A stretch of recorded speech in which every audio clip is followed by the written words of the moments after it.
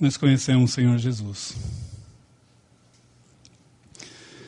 E nós conhecemos o amor do Senhor Jesus.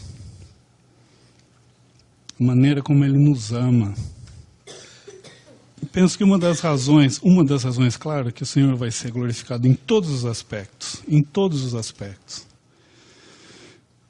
Mas uma das razões que Ele permite que nós ficamos aqui ainda, nessa escola, nesse mundo, é justamente nós desfrutarmos desse amor. E nós temos ouvido de várias coisas que os irmãos têm colocado a respeito de conhecer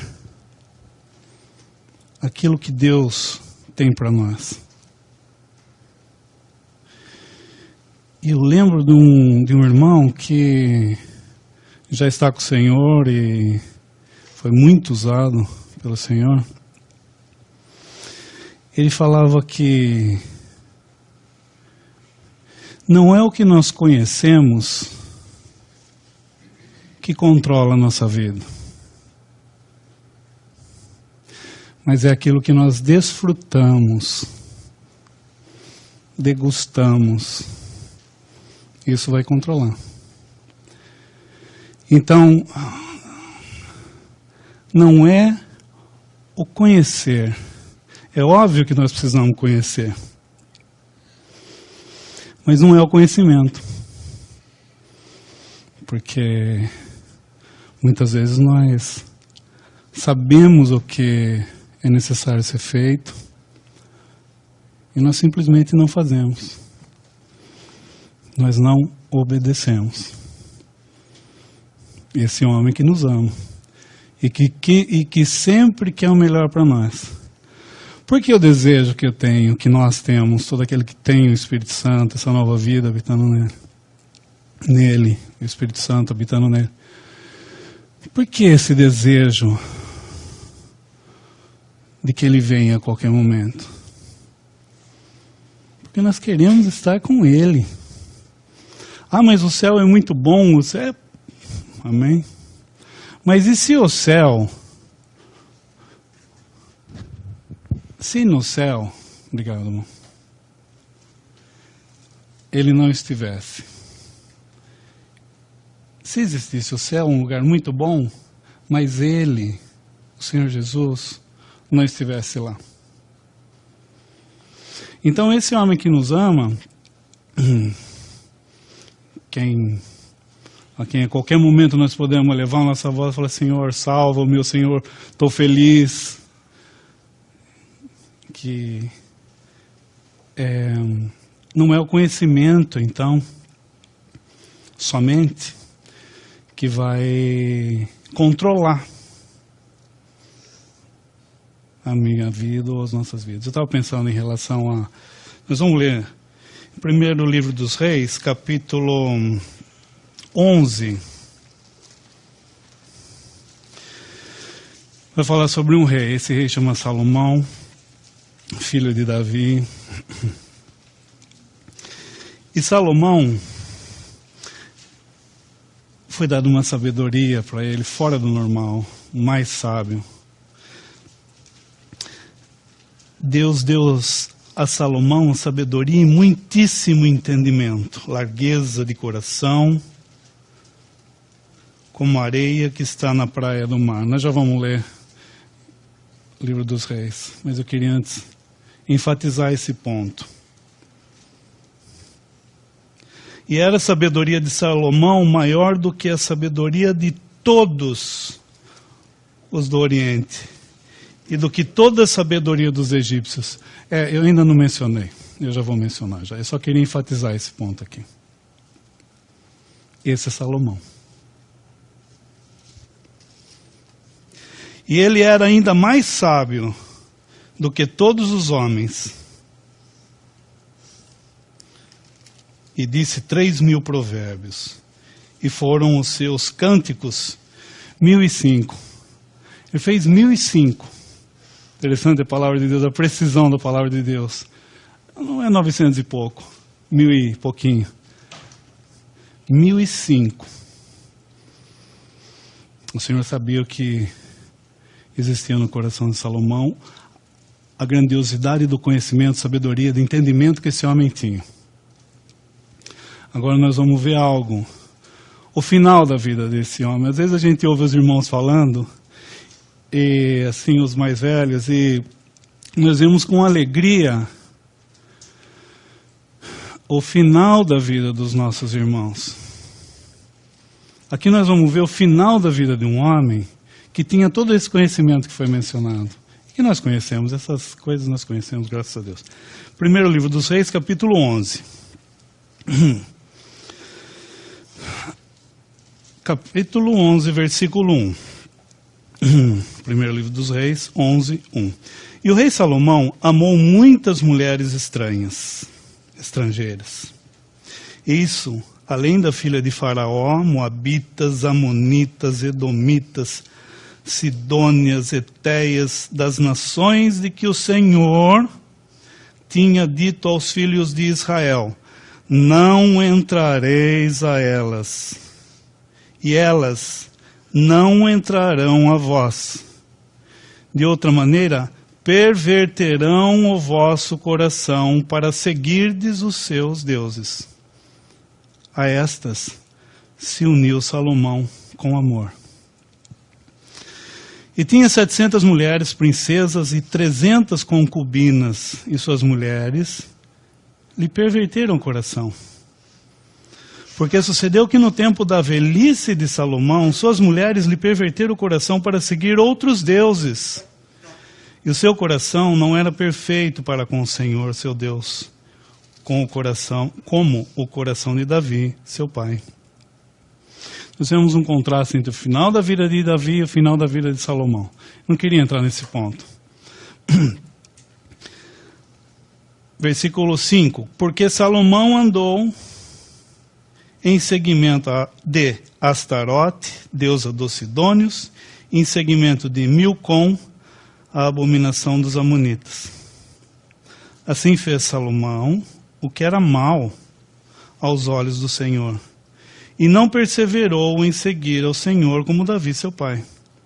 Então edificou Salomão um alto a Quemos, a abominação dos Amonitas, sobre o monte que está diante de Jerusalém, e a Moloque, a abominação dos filhos de Amon. E assim fez para com todas as suas mulheres estrangeiras, as quais queimavam incenso e sacrificavam a seus deuses. Isso fez Salomão. Se a gente seguir lendo aqui, nós vamos ver que o Senhor aparece 2 vezes para ele e vai determinar um juízo em relação a isso aqui. Ele vai falar o que vai acontecer com Salomão e com o reino dele. Ele vai abordar. Depois, se alguém quiser ler. Então, eu estava pensando, dos princípios que nós conhecemos, isso muitas vezes não são essas coisas que vão controlar a nossa vida. Por exemplo, há 2 Coríntios, capítulo 6, versículo 14. Não vos prendais a um jugo desigual com os incrédulos ou infiéis. Por quê? Que sociedade tem a justiça com a injustiça? E que comunhão tem a luz com as trevas? Ontem a gente estava ouvindo, Deus é luz, nele não há trevas nenhuma. Nós sabemos disso. 15. Que concórdia entre Cristo e Belial, ou que parte tem o fiel com o infiel? Ele vem fazendo vários contrastes, e ele está dando alguns exemplos onde eu posso pecar por associação. Coloca esse jugo desigual, suponhamos a gente tem ouvido, colocar aquela canga 2 animais diferentes. Nós lemos ontem o Salmo 32, falava de um cavalo e de uma mula. Os passos deles são diferentes. E o caráter de cada animal é diferente. O cavalo vê um buraco, ele vai e pula. A mula não. A mula muitas vezes ela empaca. Pode bater. Ela empaca e não vai. Então, são caráteres diferentes. E Paulo está falando assim, não vos prendais a um jugo desigual. Isso, seja em qualquer situação em que nós nos associemos com outras pessoas. Então, eu estava pensando, uma pessoa ali da recepção desse hotel, vendo uma pessoa aqui dentro, saindo lá fora, fala, esse aí é daqueles que estão lá com os, crentes. Estão lá com os crentes. Está tendo uma reunião de crente. Então, todo mundo que está aqui é crente. Para quem está vendo lá fora, nós somos crentes. Ainda que existam pessoas aqui, espero que não, que ainda não tenham aceitado o Senhor Jesus como seu único, suficiente Salvador. Então, ele não é propriamente aquilo que eles chamam de crente. Eles podem até falar da Bíblia, tudo. Se aqui há alguns corruptos, todos os que estão lá fora estão vendo assim, eu sei, aquela denominação, onde tem aquele lá, corrupto, hein? Eu estarei pecando por associação dessa maneira. Eu não sou corrupto. Mas nesse princípio de identificação, eu estou pecando por me associar com aquele corrupto. Então, o andar, muitas vezes, no mundo, sem desfrutar daquilo que nós conhecemos, pode me levar a eu pecar por associação. E andar em pecado por associação. Não que eu necessariamente seja um corrupto, mas eu vou ser identificado como tal. Então, muitas das coisas, as coisas que foram ditas nesse dia aqui, não são coisas novas. E isso que nós estamos falando também, não são coisas novas. Isso os irmãos do século retrasado já vem dizendo, graças a Deus. Mas isso pode não causar um impacto propriamente na minha vida. Eu andar em dependência e em obediência ao Senhor. E nós vemos um exemplo clássico no caso de Salomão. Às vezes, no andar da minha liberdade, porque realmente eu não estou mais sob lei. Foi mencionado a lei, mas eu também não estou mais sob lei, uma lei que eu mesmo faça para mim. Vou acordar de manhã, eu tenho que orar meia hora, depois eu tenho que levantar, ler 3 capítulos da Bíblia. Essa é uma lei que não está na lei de Moisés, mas é uma lei que eu faço para mim mesmo. Porque depois, se eu cumpro essa lei, eu vou falar, eu li. Olha como eu sou. Você já leu os 4 capítulos que eu li hoje? Já orou os 30 minutos? Então, gozando da liberdade que nós temos, que nós não estamos mais nessa dispensação da lei, mesmo que eu esteja andando nessa liberdade, eu posso estar sem seguir certos princípios que Paulo deixa, que traz em sua doutrina. Eu estou estudando 1 Coríntios porque a Epístola aos Coríntios, e nós vamos ler uns trechos de 1 Coríntios, porque essa carta foi escrita aos Coríntios, mas a todos os santos, aos que em todo lugar invocam o nome do Senhor. Senhor deles e nosso.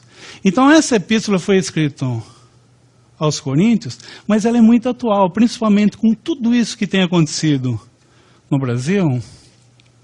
Essa é uma epístola importante, porque senão nós vamos perder de vista aquilo que Paulo traz em sua doutrina. Vamos ler, por favor, primeira epístola agora, capítulo 6, versículo 12. Todas as coisas me são lícitas, mas nem todas as coisas convêm. Todas as coisas me são lícitas, mas eu não me deixarei dominar por nenhuma. Olha que interessante. Tudo é lícito? É lícito. Mas o que ele está falando aqui, há um proveito espiritual nessas coisas que me convêm? Nem todas as coisas me convêm. Por que elas não me convêm se eu tenho a liberdade? Porque nem sempre há um proveito espiritual para isso. Então eu estou entendendo que a liberdade cristã é dar vazão à minha própria vontade. E não é isso. Dar vontade a mim, eu quero fazer algo e vou fazer. Por quê? Mas agora não tem lei, porque às vezes a gente toca em determinados assuntos, fala, mas peraí, mas então, isso é lei. Nós estamos falando de liberdade. Liberdade cristã. E desde o capítulo 6, aqui ele vai falando, 6, 7, de certas liberdades, vai tocando nesse assunto da liberdade. Adiantando um pouquinho, 1 Coríntios 10, 23. Todas as coisas me são lícitas, mas nem todas me convêm. Todas as coisas me são lícitas, mas nem todas as coisas edificam. Eu não me deixarei dominar por nenhuma delas. Capítulo 6, versículo 12. Eu não me deixarei dominar. Tem coisas que eu tenho feito, mas essas coisas têm um domínio sobre a minha liberdade cristã. Eu falo, peraí. Estou eu andando na presença do Senhor? Se essas coisas estão tendo domínio sobre mim, isso não é liberdade. Ainda que seja a própria liberdade, porque ali está falando de comer. Eu tenho liberdade, eu vou comer, não importa os outros. Ainda que seja tropeço para os outros, não importa. Eu tenho a liberdade. Se eu estou me deixando dominar por essa liberdade, eu tenho que pensar. Porque eu posso estar sendo tropeço para outra pessoa. Isso a gente pode abrir o leque das coisas. Pode abrir. Isso só passa necessariamente por esse auto-julgamento. A primeira coisa, então, nós vimos. Todas as coisas me são lícitas. Há um proveito espiritual. Todas as coisas me são lícitas. Estou me deixando me dominar por elas? Tem mais uma coisa. Aliás, mais duas. Versículo 31. Portanto, versículo 31, portanto, quer comais, quer bebais, ou façais outra qualquer coisa, fazei tudo para a glória de Deus. Então a terceira pergunta que vai surgir é, estou fazendo para a glória de Deus? Eu tenho liberdade, é a liberdade, mas está sendo para a glória de Deus? Quarta, 32, portai-vos de modo que não deis escândalo nem aos judeus, nem aos gregos, nem à igreja de Deus. Ou seja, que eu me porte de uma maneira que eu seja incapaz de ofender. Isso, estou falando do que Paulo está ensinando, né? Porque senão vocês podem estar olhando para aquele que está falando e falar assim, mas quem é ele para falar? Nós estamos falando do que Paulo está nos ensinando e nós temos o Espírito Santo, essa nova vida. E não é assim, com o intuito de apontar o dedo, porque se eu fosse apontar o dedo para um, eu teria que apontar o dedo para mim. Então o assunto é, portai-vos de modo que não deis escândalo, que seja incapaz de ofender, nem aos judeus, nem aos gentios, aos que estão de fora, nem à igreja de Deus, aos que estão de dentro. Dentro e fora. Então, eu estava pensando o conhecimento não é o conhecimento que vai controlar a nossa vida, mas o desfrutar, o degustar, pensando em contemplar, nós lemos contemplar em 1 João, sabe? Contemplaram, eles tocaram, eles ouviram o Senhor, essa acessibilidade do Senhor, sabe? Filho de Deus. Tocaram, um repousou sobre o peito dele. Essa acessibilidade nós temos agora com o Senhor. Então vai passar necessariamente por esse andar, como foi, nós temos lido sobre comunhão, vai passar necessariamente pela comunhão. Estou falando isso também para mais um assunto, que na verdade que seria o contexto, para fechar esse contexto, que é o de andarmos juntos. Por quê? Porque é um testemunho, como eu disse, muita coisa tem acontecido aqui no Brasil, em outros lugares também, mas principalmente no Brasil. E nós levamos um testemunho. Às vezes, no afã de não estar sob lei, eu fico um pouco confuso a respeito do que seja a liberdade cristã, que passa necessariamente pela comunhão com o Senhor. Não estamos falando de regra, né? Não pode fazer isso, não pode fazer aquilo, ou pode fazer isso, até tal hora. Não é isso. Porque a dificuldade é justamente isso. Porque se tivesse escrito assim, vira à esquerda agora, puxa, virei. Mas a vida cristã é diferente porque o que vai acontecer, o que tem acontecido na nossa vida? Qual que é a vida cristã normal? É falar assim, Senhor, vira para a esquerda? Porque se fosse a lei, estava escrito, vira à esquerda. O andar do cristão, o que é? Senhor, vira para a esquerda. Isso porque se eu estiver ocupado somente comigo, isso vai atrapalhar no levar esse testemunho, porque nós temos que andar juntos. Com nossas fraquezas, tristezas, problemas, provas. E se fosse perguntar para cada um aqui, cada um tem uma história para contar, e longa. Dos problemas, das provas, das insatisfações. Muitas vezes, quando nós tiramos os olhos do Senhor, nós não conseguimos ver Cristo no nosso irmão, fica mais difícil de andar. Nós conseguimos ver o que tem de mal no irmão e não conseguimos. Ou, às vezes, fala, somos membros, né? Antes nesse ponto, esse versículo que ele fala assim, somos membros, em 1 Coríntios 12, ele fala assim, e aqui duas coisas interessantes. Porque andando, nós somos o corpo de Cristo, né? Não o corpo, somos corpo, assim como Paulo fala. E cada um é um membro aqui. No versículo 14. 12, 14, 1 Coríntios. Porque também o corpo não é um só membro, mas muitos. Eu acho que o irmão falou lá em Poã, uma coisa muito interessante, ele falou assim, nós não somos um exército de uma pessoa só. Isso é interessante. Eu creio que ele estava pensando assim, somos membros. E aqui ele fala assim, se o pé disser, por que não sou mão, não sou do corpo, não será por isso do corpo? E se a orelha disser, porque não sou o olho, não sou do corpo, não será por isso do corpo? Às vezes eu posso ter, vou colocar dessa maneira, o complexo de inferioridade. Eu sou pé, eu sou dedinho. Isso vai atrapalhar na minha vida, porque o pé, o dedinho é importante no corpo.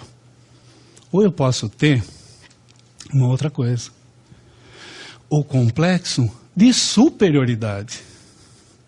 Olha só. Versículo 21.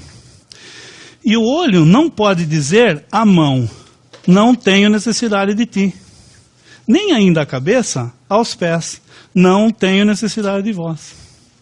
Se por um lado existe o complexo de inferioridade, não sou aquele, eu não sou o irmão que fala que... Quanta necessidade. Ao mesmo tempo, eu posso ter o complexo de superioridade.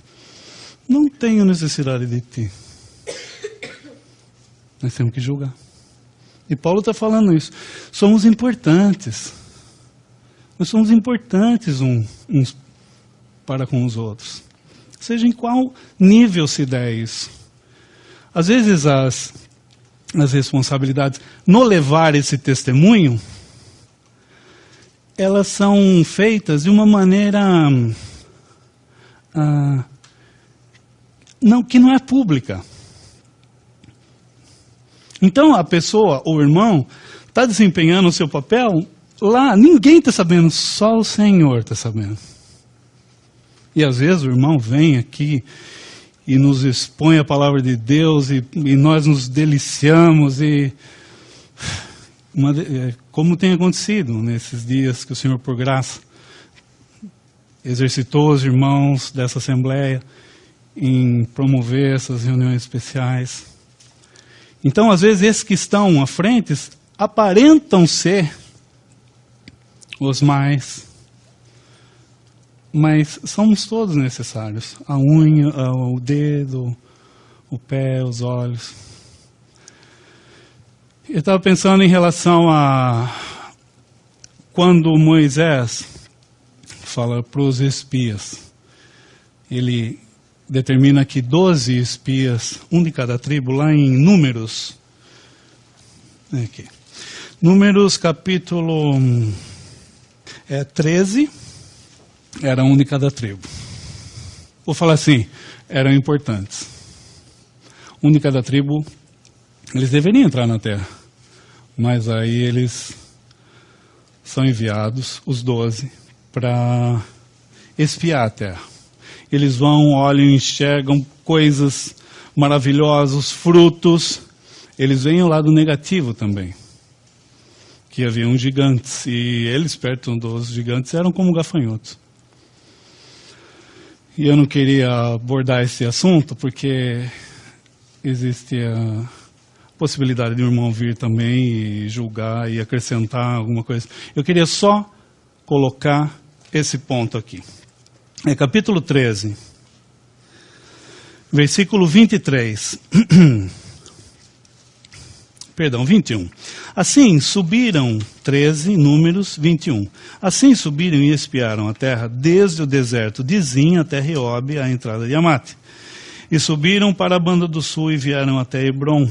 E estavam ali Aimã, Sesai e Talmai, filhos de Anak. Hebron foi edificada 7 anos antes de Zoã, no Egito.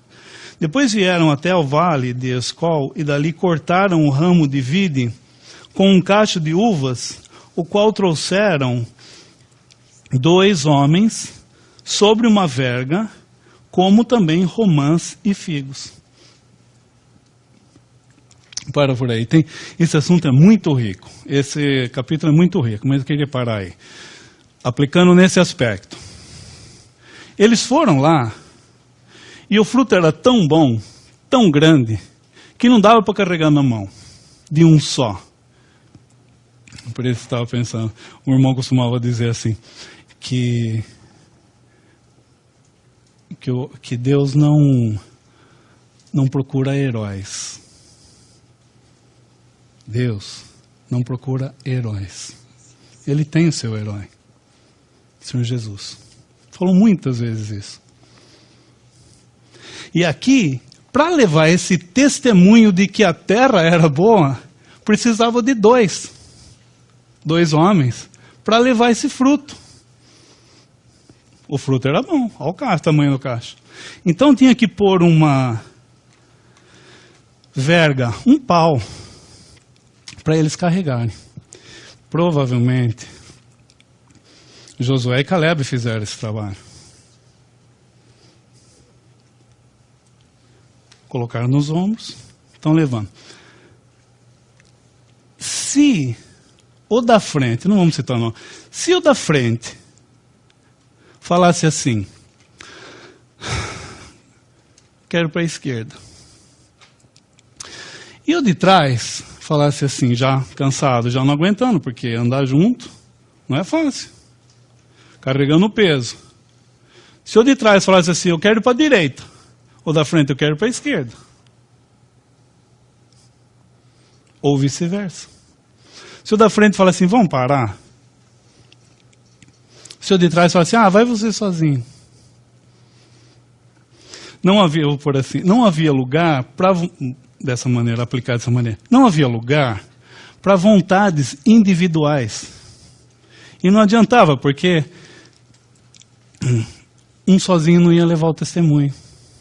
Não iam levar esses frutos que iam falar assim, olha, tá vendo o fruto como é bom, o lugar é bom, gente. E eles vão ser quase apedrejados por assumir essa posição, falar assim, vamos confiar em Deus, que Ele vai nos pôr, vai vencer os moradores da terra. Então, ele estava pensando, queria aplicar em relação a isso. Muitas vezes, dependendo do meu conhecimento, repito, o conhecimento, fazendo minhas palavras de outro irmão, o conhecimento não vai controlar a minha vida. É o desfrutar daquilo que o Senhor nos dá, é o que vai controlar.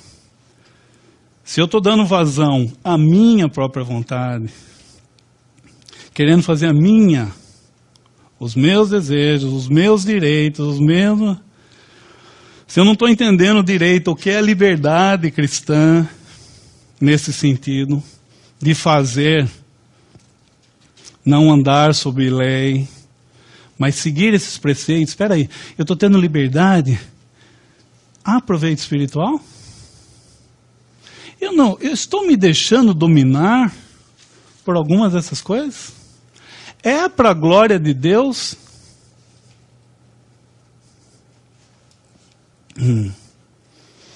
Eu estou sendo motivo de escândalo, de tropeço, para os de dentro ou para os de fora? Então, nessa liberdade cristã de desfrutar, de andar, como nós cantamos, obedecer, andando na presença desse homem, dependendo totalmente da graça. Porque como é que nós vamos andar nesse mundo se não for o Senhor que nos salvou e que nos mantém aqui, a graça nos mantém aqui nesse lugar. Nós já vimos muitos que passaram por esse lugar e não estão mais hoje. É a graça de Deus que está nos mantendo aqui. Agora, então existe o levar o testemunho, onde não vai haver espaço para que uma pessoa só leve. Ou haver opiniões divergentes, ou não se submeter aos pensamentos de Deus, à direção de Deus, que está escrito em sua palavra. Ou seja, comunhão, como nós lemos, comunhão com o Senhor, comunhão com os irmãos. Então, queria só trazer esse pensamento, lembrando de... Salomão é um exemplo forte para nós. Que alegria nós temos em ler os escritos de Salomão. E que tristeza nós vemos o final de Salomão, tão diferente de seu pai e outros que terminaram a vida de uma maneira tão diferente do que nós vemos em Salomão. Quanto mais é dado, creio, as responsabilidades também aumentam mais. Então, trazer esse pensamento, depender da graça do Senhor.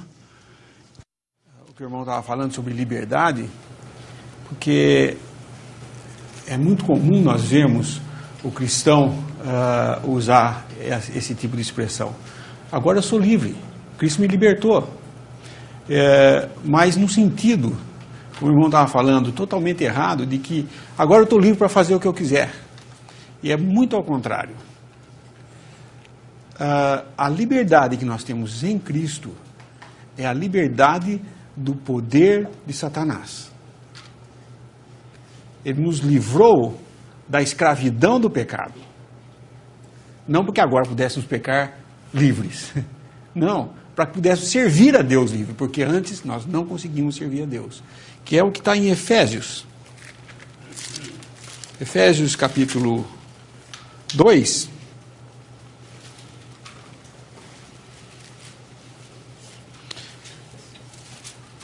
Versículo 1. E vos vivificou, estando vós mortos em ofensas e pecados, em que noutro tempo andastes, segundo o curso deste mundo, segundo o príncipe das potestades do ar, do espírito que agora opera nos filhos da desobediência, entre os quais todos nós também antes andávamos nos desejos da nossa carne, fazendo a vontade da carne e dos pensamentos, e éramos, por natureza, filhos da ira, como os outros também. Então, o incrédulo, o descrente, o não salvo, ele não pode fazer a vontade de Deus. Ele não consegue fazer a vontade de Deus, porque ele é preso e escravo do pecado. Ele só sabe fazer a sua própria vontade, a vontade da carne, dos seus pensamentos, e, por natureza, ele só faz aquilo que é segundo o príncipe das potestades do ar. Ele é escravo de Satanás. Quando vem então Cristo e o liberta por sua obra, ele agora está livre, não mais para fazer a sua vontade, ou para fazer a vontade, os desejos da carne, mas para servir a Deus. O que antes era impossível, agora é possível. Então, essa ideia de que agora eu estou libertado, estou livre, vou fazer o que eu bem quiser, não é isso. Quem fala isso não conhece o que é a liberdade em Cristo Jesus. A liberdade é estarmos agora livres para servir a Deus, desimpedidos dessa carga que nos arrastava, dessa corrente que nos segurava no mundo, que é o pecado. Fomos libertados disso. Para fazer o quê? Para andar do jeito que a gente quer? Não. Muito ao contrário, que é o que está em Gálatas, capítulo 5.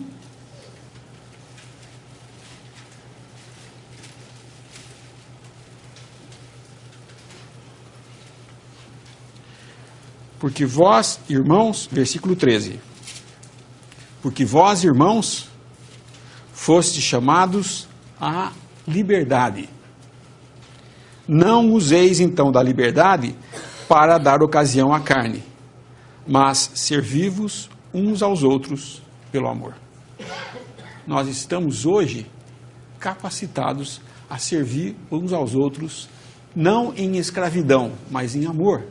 Sabe o que é servir em amor? Porque servir em escravidão é uma obrigatoriedade.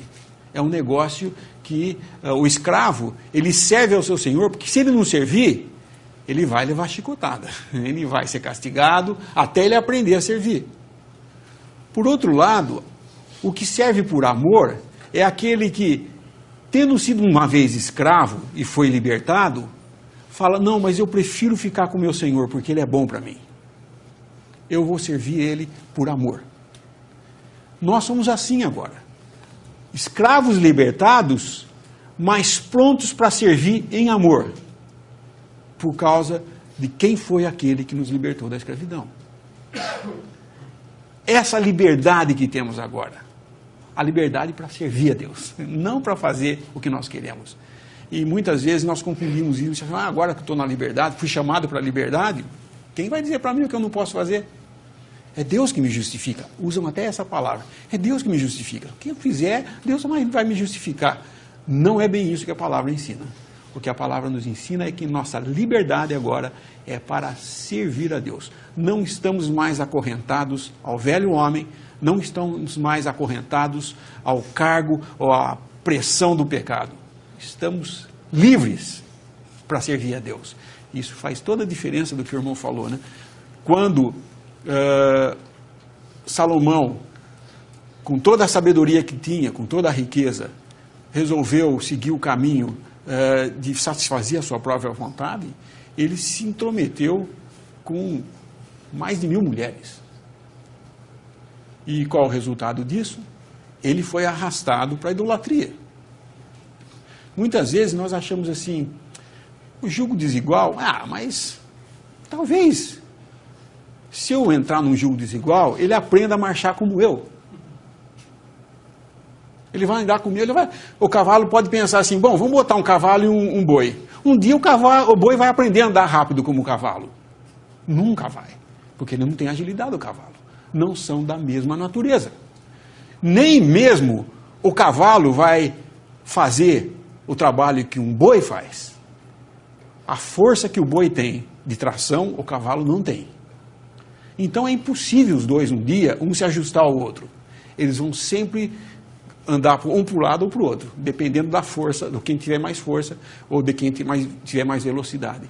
Então, o julgo desigual é uma coisa que nós temos que estar sempre atentos. E não pensem que julgo desigual diz respeito apenas a arrumar um parceiro. Não é isso. É isso também, mas não é só isso.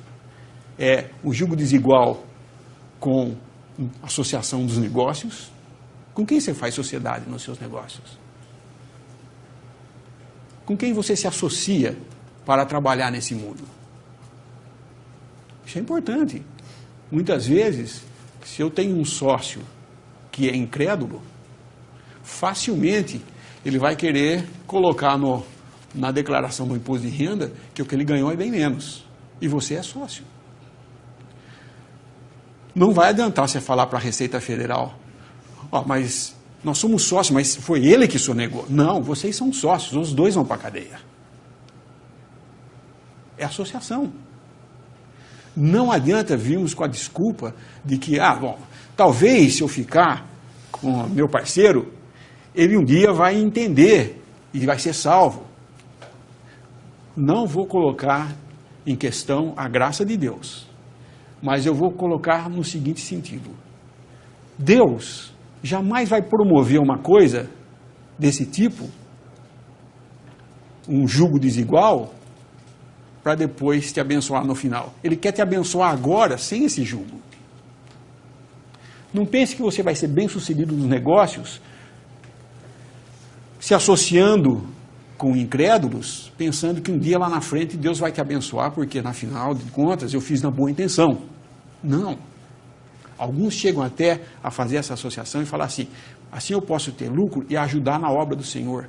Esse dinheiro não serve para a obra do Senhor, é contaminado.